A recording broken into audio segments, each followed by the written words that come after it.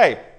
Tervetuloa Noppa-dynastia katsomaan uusi YouTube-kanava, jossa käydään läpi erinäisiä lautapelejä.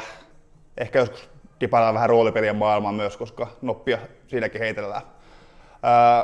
Mä oon tällä hetkellä täällä Helsingissä Kampin lähellä Eerikin kadulla Cafe Board Gameissa. Täällä on vähän päälle 400 erilaista lautapeliä ja yksi tavoite on vähän, että pääsisi niitä pelailemaan läpi ja kertomaan vähän, että millaisia pelejä on kyseessä. Tämä on tosiaan ensimmäinen video, mitä tälle kanavalle nyt on tullut, ja vaikka tämä isossa kuvassa ideat on vähän avoinna vielä, niin tässä nyt tavoitteena on mahdollisimman monipuolista settiä tuoda. Mutta tässä ekana videona käydään läpi yhtä mun suosikkipeliä, tuossa 2021 ilmestynyt Randy Flynnin suunnittelema Cascadia lautapeliä. Cascadia on vähän ehkä massojen mielestä erilainen lautapeli, koska tässä kun lautapelit yleensä mielletään sellaiseksi, että on iso lauta keskellä, nappuloita liikkuu. Niin tässä oikeastaan se, että jokaisella on lähtee tällaisesta pienestä kolmikantaisesta aloituslaatasta, jota lähdetään sitten rakentamaan tällaisten heksagonien kanssa. Että sitten jokaiselle muodostuu oma pelilauta käytännössä. Ja niihin pelilaudan päälle laitetaan tällaisia eläinnappuloita, mitkä sitten tuovat pisteitä, joita sitten lasketaan pelin lopussa. Toinen asia, mikä tämän erottaa suurimmasta tuosta, on just tosiaan, että tässä ei ole nopan heittoa ollenkaan. Jokaisella on omat vuoronsa ja vuoro muodostuu siitä, että nappaa tuollaisen luontolaatan ja sitten tuollaisen eläinpalluran, minkä laittaa siihen jonkun laatan päälle, mihin sen voi laittaa.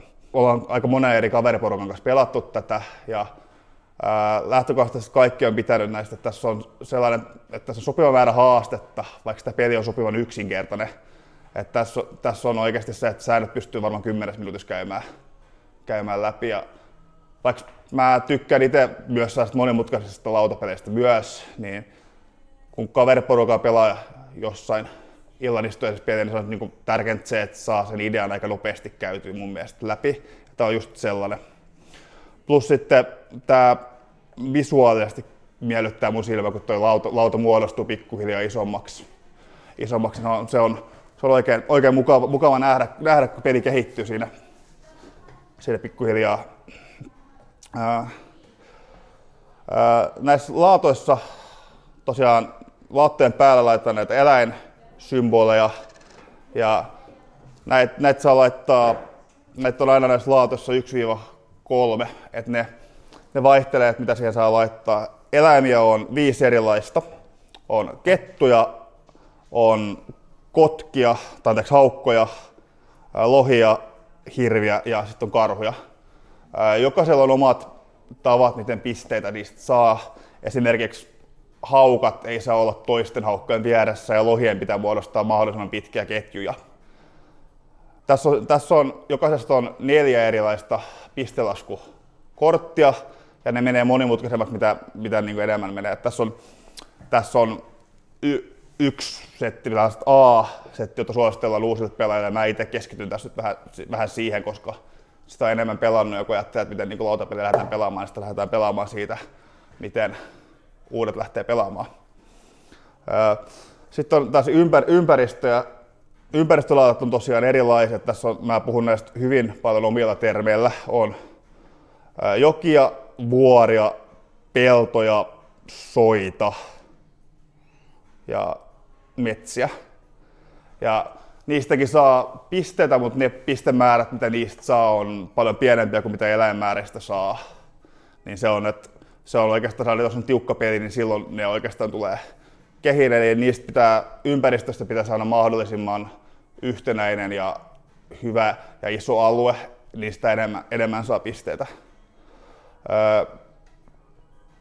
Cascadia on 1-4 hengen peli. Mä en ole itekseni en ole tätä peliä pelannut, mutta 2, 3, 4 hengen pelejä on pelannut ja mun mielestä toimii jokaisella oikein kivasti. Pelin pituus vaihtelee, mitä enemmän on pelaaja, niin sitä enemmän näitä vuoroja on, että se on 20 vuoroa per pelaaja, se on vakio. Ja se vuoro tosiaan on aina samanlainen. Tässä on tällaisia, näissä jokaisessa laatassa on tällaisia, missä on tuonne kävyn symboli. Ne on tällaisia kulmakivilaattoja. Ja ne on sellaisia, että niistä saa tuollaisen luontomerkin, eli me kutsutaan näitä aina kävyiksi, koska ne on kävyn muotoisia. Niillä on pari eri funktiota tässä pelissä, koska tässä pelilaudassa on noin laatat ja eläinsymbolit aina 4 rivissä ja ne pitää aina ottaa pareina, että ei voi ottaa ristiin. Paitsi jos on tuollainen käpysymboli, niin silloin voi ottaa ristiin. Tai sitten vaihtoehtoisesti voi vaihtaa haluamansa määrän noita eläinsymboleita kävyllä. Eli se voi olla aika hyvä, että jos vaikka etsii tuollaista yhtä lohta ja sitä ei ole, niin sitten voi niinku vaihtaa. Ja niitä saa vaihtaa niin kauan aikaa, että tulee, kun on niitä käpysymboleja. Eli ei ole sellaista limittiä, että voi 1 tai 2 kertaa vaan vaihtaa. Pelin lopussa niistä saa voittopisteitä 1 per symboli, jos niitä on kädessä. Eli niitäkin voi lähteä keräilemään, jos haluaa. Tähän on ilmestynyt myös sellainen lisäosa, jota mä en ole itse pelannut. Se on saanut vähän ristiriitaista vastaanottoa. Jotkut sanoo, että se ei oikein tuo mitään muuta kuin sen, että saa pari pelaajaa lisää tähän peliin potentiaalisesti. Jotkut kertoo, että se tasoittaa tätä, koska tässä pelissä on mun ainoa kritiikki oikeastaan on siis se, että nämä on vähän epätasapainossa, mistä eläimestä saa pisteitä, kun esimerkiksi ketusta saa pisteitä siitä, että jokaisesta eri eläimestä, mikä sen ympärillä on, niin saa 1 pisteen. Niin se on aika paljon hankalampi saada siitä pisteitä kuin just esimerkiksi tuossa lohiketjusta. Mutta se on sitä tasapainottanut aika paljon. Jotkut kertoo, että se peli niin nämä pelaajien väliset pistemäärät voi kasvaa aika isoiksi siinä, mutta ehdottomasti pitää ostaa se lisää sitten, kun sitä tulee kauppoihin. Tässä on tällä hetkellä, ainakin mitä mä katsoin, niin Suomen kaupoista loppu.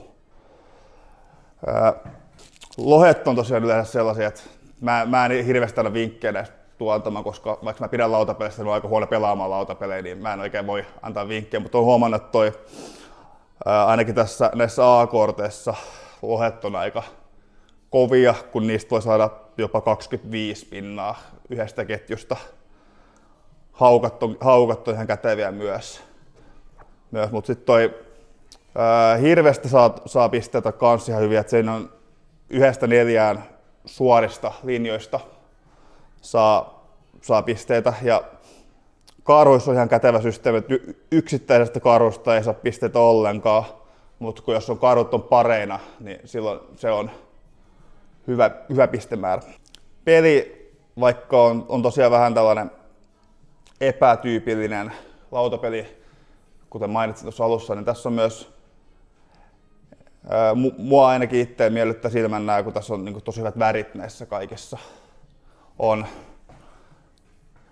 On oikeastaan jokainen on